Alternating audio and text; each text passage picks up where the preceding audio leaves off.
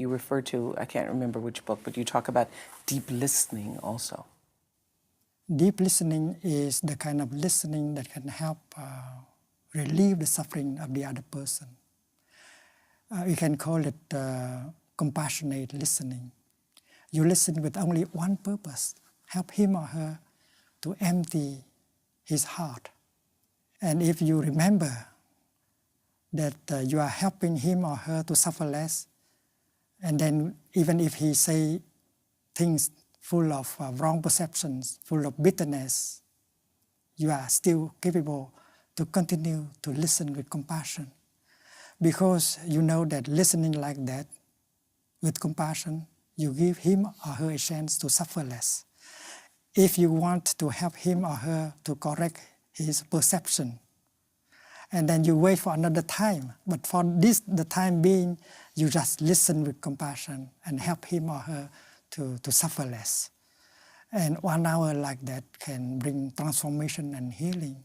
So I love this idea of deep listening, because oftentimes when someone comes to you and they want to really vent, they want to purge whatever is going on inside them, people start talking and giving advice. So if you allow the person just to let whatever those feelings are to come out, and then at another time come back to them with your advice or your comments, you would experience a deeper healing. That's what you're saying. Yes, the fear, the anger, and the despair is born on the ground of wrong perception. And we have wrong perceptions concerning ourselves and the other person.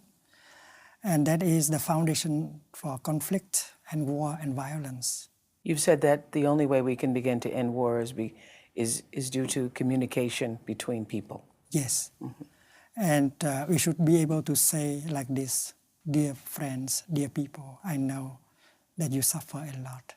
I have not understood enough of your difficulties and suffering. It's not our intention to make you suffer more. It is the opposite. So please tell us about your suffering, your difficulties. I'm eager to learn, to understand. You have to start like that, loving speech.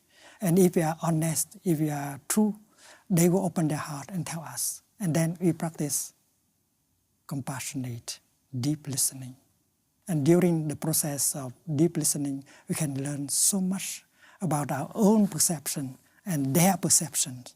Mm-hmm. And that is the best way, the only way to remove terrorism. Terrorism, or even difficulties between yourself and yes. family members or friends. Yes. And the principle is the same no matter the conflict. Yes.